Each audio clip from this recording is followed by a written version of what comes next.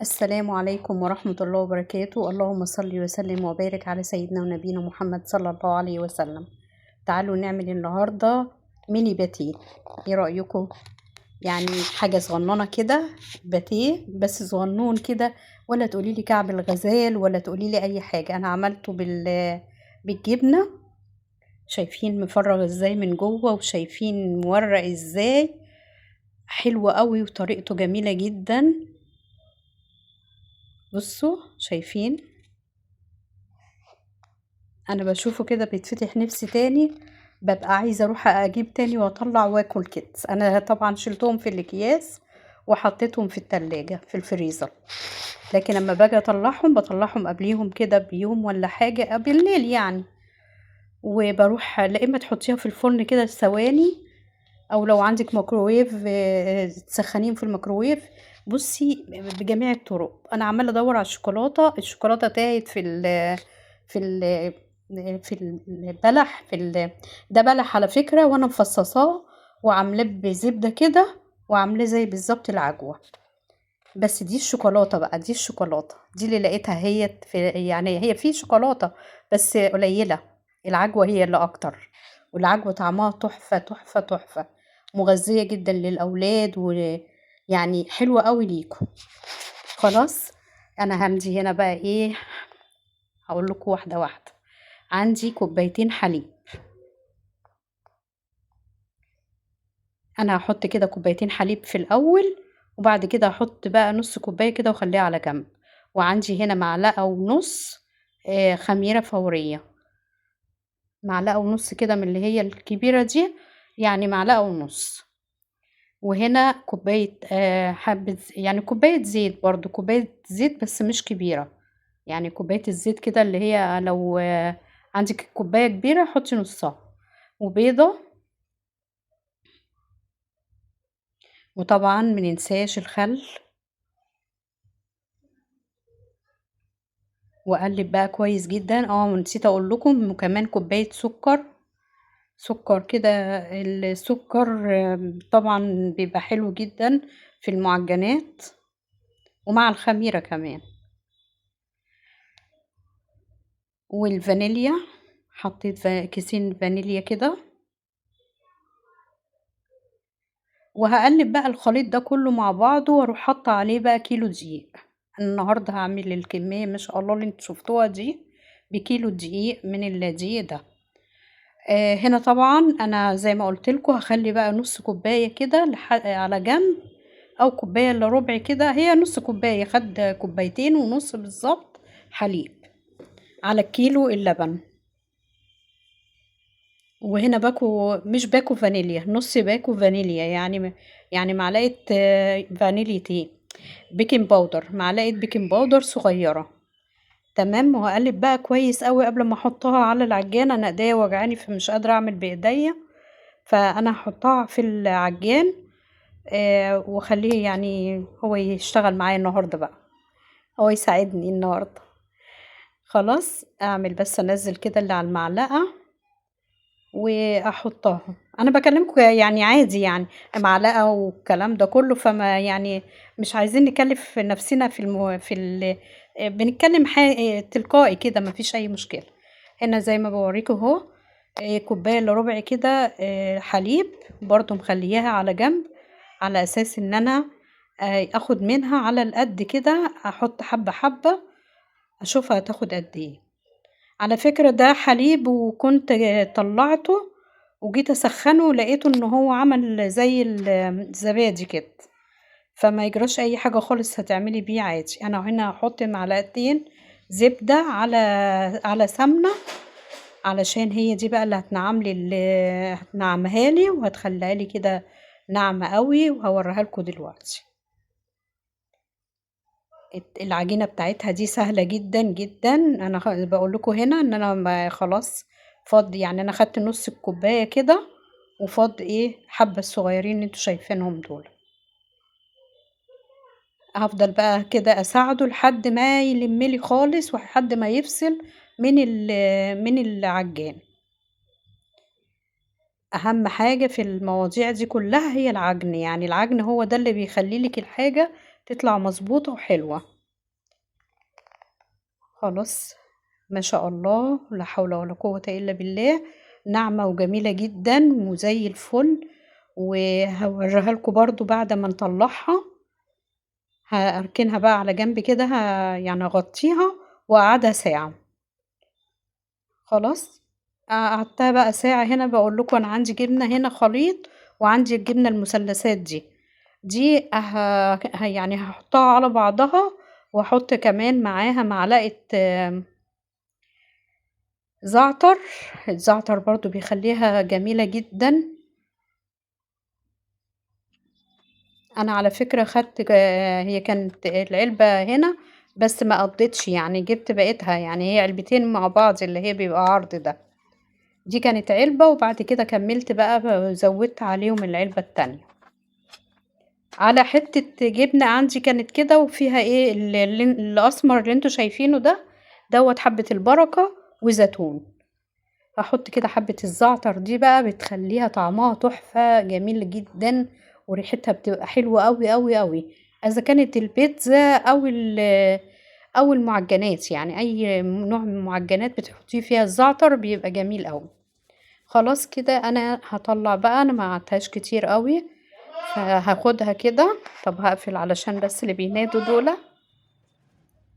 بس كده، فجبتها وهاقطّع بقى أقطّعها حسب بقى الحجم اللي أنتِ عايزة هتفردي بيه، يعني اللي هتفرديه. تمام، هالفّها كده واحطها في الصينية. أنا يعني أنا عايزاكم تتفرّجوا على الفيديو علشان إن أنتم تستفادوا منّه، يعني مش مجرّد إن أنا بس أجيب فيديو وأجرّي وخلاص على كده وما تستفيدوش منّه في حاجة، لأ.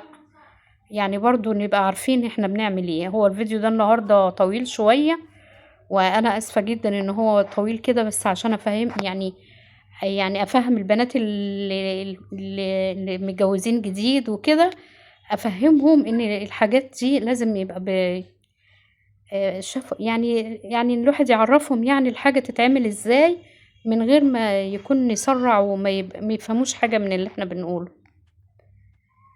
ما شاء الله، شايفين العجينة ملبن، يعني العجينة ما شاء الله جميلة جدًا.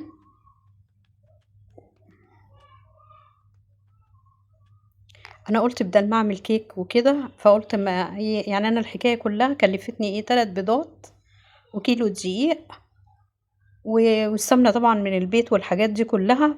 فيعني وما خدتش سمنة كتير، يعني هي بس لإن أنا هاعملها هاورّقها زي الفطير كده بالزبدة كده.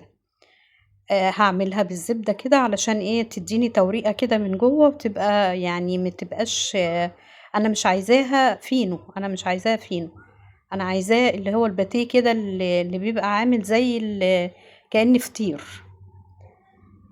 يعني الطريقة دي لو تعمليها في الفطير ما تكونش حاشياه أي حاجة خالص، هيطلع معاكِ تحفة وجميل جدًا. أو هتعمليه مثلًا تعمليه زي ما أنا عملته قبل كده بحاجة حلوة، يعني إنِّك أنتِ تعمليه حلو، مهلبية أو أي حاجة يعني أو كريمة، فبيبقى جميل جدًا. طبعًا الكريمة اللي ما بتبقاش الكريمة يعني، الكريمة اللي إحنا بنعملها، مش الكريمة اللي هي بتبقى عشان ما تطلعش من المعجنات. هنا بقى باحط كده وباعمل الباتيه حسب بقى ما أنتِ عايزة تشكّليها بالطريقة دي. أنا بعد ما لقيتها كبيرة كده وهتبقى عاملة زي الفينو، فرُحت قُلت أمّا لأ هاقطعها نُصّين علشان تبقى صغيّرة، تبقى mini كده حلوة صغنّنة كده وتبقى جميلة. كُلّه هيشتغل دلوقتي وأنا باسجّل، يعني كل دلوقتي الناس اللي هيقفّل واللي هيعمل واللي هينادي والله على طول كده. مش عارفة إذا كنتم بتبقوا سامعين والّا الحمد لله إن أنتم ما بتبقاش سامعين، بس والله بجد يعني آجي أسجّل أبُص ألاقي أمة لا إله إلا الله، اللي ينادي واللي يعمل واللي يبيع كده يعني.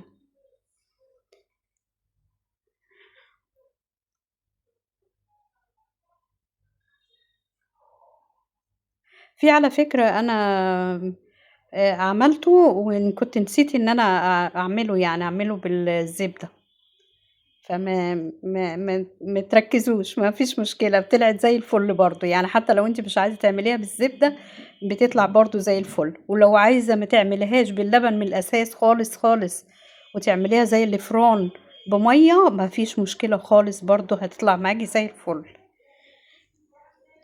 بس. هنا كنت باعمل من الناحية التانية وأتاريني يعني الكاميرا جايبة الرخامة كده من هنا ومش جايباه مش عاملة في الأول يعني.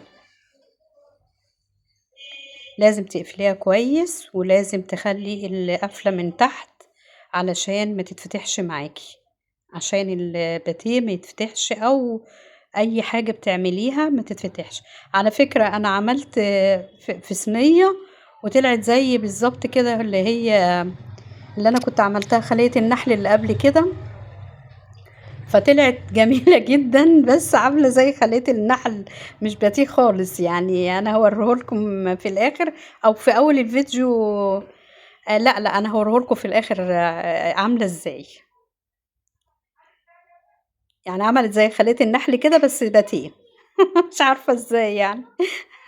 أنا ب أنا باجي في ساعة التصوير قسمًا بالله العظيم أنا باعمل حاجات حلوة أوي، بس لمّا باجي أصوّر بالاقي نفسي إن أنا بالخبط، بالاقي نفسي إن أنا لأ مش عايزة أطوّل الفيديو مش عارف إيه، الوقفة برضه إن أنا بابقى واقفة بيبقى كل الحاجات دي بتبقى صعبة يعني.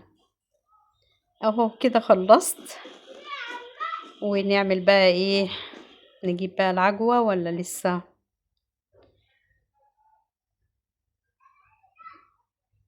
أنا سايبة التصوير براحته على فكرة، أنا مش هاتكلم عشان أنا باصدّع دماغكم على فكرة يعني، لا حول ولا قوة إلا بالله العلي العظيم.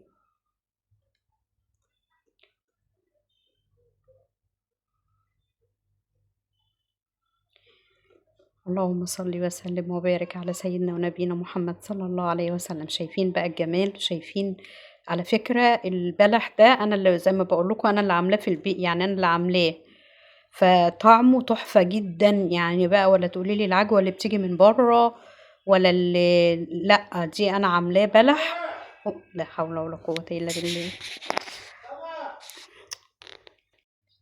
فبتبقى جميلة جدًا إنِّك أنتِ بتعملي البلح البلح دوّة أنا كنت حاطاه مفرّزاه في الفريزر، وكان من اللي هو البلح الصغنون ده الجميل ده الحلو المسكّر ده، فخلّيته في الفريزر وبعد ما طلّعته من الفريزر وتاني يوم لقيته إن هو عامل زي العجوة كده، ففصّصته وقشّرته شِلت القشر منّه وعملته بالزبدة زي ما أنتم شايفينه كده طلع في منتهى الجمال، طلع حلو أوي. هنا باقول لكم بقى إن أنا خلاص كده قطّعته فهاطلّع الشوكولاتة وهاعمل بقى إيه، الأخرانية دي بالشوكولاتة، أنا ما عنديش شوكولاتة كتير بس أنا هاعملها إيه، الأخرانية دي بالشوكولاتة كده. وساعتها أنا بابقى سايبة بقى اللي هو بيتخمّر اللي قاعد بيتخمّر لوحده، وكمان في لقطة كده بتاعة البيضة، أنا كنت جايبة البيضة وحطيت عليها فانيليا صفار البيضة، وحطيت عليها فانيليا بس ما أعرفش ليه اللقطة دي اتمسحت أو اتشالت من الفيديو، فكنت باعمل بالفانيليا حطيت فانيليا وحطيت اللي هي السيرم اللي هي بتاعة الشربات دي، حطيت منها حبة كده على الصفار بتاع البيضة علشان تدّيني لمعة وتدّيني يعني طعم كده من برّه بيبقى حلو أوي، وبتخلّي السمسم يتماسك فيها، حلوة يتماسك دي بنتكلم اللغة العربية الفصحى. بس كده هنا وهنا ما عملتش زيت، حطيت في الصينية كده حطيت سمنة، علشان قُلت إيه، إن هي بصراحة الألمونيا أحلى حاجة في التسوية، الألمونيا تحفة، تحفة، تحفة، أحلى من التيفال وأحلى من النوفال وأحلى من الحاجات دي كلّها. أنا هاورّيكم الحِلَل اللي أنا حطيتها تحت الترابيزة، في حِلَل تانية أنا شايلاها، أنا عندي الدهان وعندي كانت حِلَل والعيال بيفضلوا يقولوا لي يعني أنتِ لا غاوية وجع قلب يعني أقول لهم لأ الحِلَل الألمونيا دي أنا ما باقدرش أستغنى عنها خالص، خالص. هنا بقى كنت عملت الصفار اللي أنا قُلت لكم عليه دوّة، وما أعرفش ما جاتش اللقطة دي ليه أو اتمسحت، ما أعرفش اتمسحت. اوعي تنسيني بقى في اللايكات عشان انا عندي المشاهدات ضعيفة جدا. المشاهدات والله معدومة، حتى الساعات بتاعتها معدومة خالص. فأنا عايزة كده بإذن الله كده اللايكات كده والمشاهدات، ربنا يكرمكم يعني. المشاهدات دي بتبقى مهمة جدًا برضه، يعني أنا كنت شغالة في جروب قبل كده وعارفة إن أهم حاجة عندهم هم كان المشاهدات اللايكات، بس يمكن كمان يعني أكتر من التعليق وأكتر من كل حاجة اللي هي المشاهدة واللايك. فعشان كده والله أنا باعامل ضميري كده، وأما باخش عند حد أهم حاجة باسيب الشوية الأولانيين كده اللي هو أتفرج على الفيديو شوية فيه، وبعد كده باروح عاملة بقى اللايك وباقول الكومنت اللي أنا عايزة أقوله. طبعًا باحبكم جدًا ويعني أنا الكلام اللي أنا باقوله ده والله من قلبي، مش باصطنعه ولا أي حاجة، ولا مش عشان القناة يعني. أنا لسه القناة لسه ما اتفعلتش ولا لسه حتى وصلت لل1000، فعشان كده يعني عادي يعني عندي. بُصّوا خلاص بقى كده هي استوت وطالعة بقى تحفة وجميلة جدًا، بس سخنة مولعة، فأنا هاخلّيها لحد ما تبرد، وأول ما تطلع بقى من الفرن طبعًا إحنا حاطينها على الفرن كانت عالية وعلى الشبكة كده من فوق، عشان والله ما شغّلت لها الشواية ولا أي حاجة، وطلعت بالروعة دي. وعلى فكرة تحطّي فوطة مبلولة، لا إما تحطّي كيس والّا أي حاجة وتغطّيها بحاجة يعني. بُصّوا عايزة أورّيكم هنا، شايفين أنا باطلّع كده، باطلّع اللي طلع كده أهوّة، اللي في الجناب ديّة اللي هي بتبقى البلح أو اللي أنا لأ دي الشوكولاتة، فاللي هو اللي بادهنه بيه. أنا حطيت على صفار البيضة اللي أنا حطيت عليها في الحلو دوّة، اللي ما حطيتش عليه سمسم. على فكرة اللي أنا حاطاه ده سمسم وكمون، فاكرين اللي أنا كنت باعمله للباتون ساليه والّا المقرمشات اللي أنا عملتها، فدوّة ده كمون مع سمسم. فأنا حطيت بقى في اللي هو الحلو، حطيت صفار بيضة وحطيت نسكافيه وفانيليا برضه، وقلبتها كويس جدًا ودهنت الوش. بس كده، وعايزة أوريكم بقى، بصوا دي عاملة زي بالظبط كده خلية النحل، اتعملت بقت زي خلية النحل، بس هي مش خلية نحل والله. ده هو المفروض ان ده بتاع دوت باتيه، فالباتيه يعني مش خلية نحل خالص، بس هو عشان صغنون فعمل زي خلية النحل واتعمل في بعضه كده، يعني اتمسكت في بعضيها. بس شايفين مستوية ازاي من تحت وكله، وطعمها تحفة تحفة تحفة، والله طعمها حلوة جدا. جربوها وقولوا لي ايه رأيكم، وادوها للأولاد كده، مغذية جدا، وفيها طبعا بلح وفيها لبن وبيض، فيها حاجات مغذية يعني. فدي هتبقى حلوة أوي لأولادكم كده، تحطوها في اللانش بوكس بتاعهم، هيبقى جميل جدا معاهم. ويا رب الفيديو النهاردة يعجبكم، وتقولوا لي ايه رأيكم انتوا كده في الفيديو. انا مستنيه رايكم، ومستنيه يعني انك انتوا تعملوا الحاجه السهله دي. يعني شوفوا ما شاء الله، بكيلو دقيق عملنا كميه حلوه قوي قوي زي ما انتوا شايفين كده. فانتوا لو شوفوا بقى جبتوا من بره هتجيبوهم بكام. يا رب الفيديو يعجبكم. انا حاسه ان الناس كلها سمعاني في الشارع، وانا اللي يعني بقول للناس انا قريبه للشباك، والجو حر الايام دي، مش عارفه، سبحان الله الجو حر جدا. شايفين الجبنه طعمها تحفه يا جماعه، والله العظيم طعمها جميل جدا واحلى من الفطير. يلا جربوها بقى وقولوا لي ايه رايكم، والسلام عليكم ورحمه الله وبركاته. بحبكم جدا، بحبكم قوي قوي قوي في الله، ومستنيه كده رايكم وتعليقاتكم. وان شاء الله برضو هنزل لكم الفيديو والله اللي انا قلت لكم عليه بتاع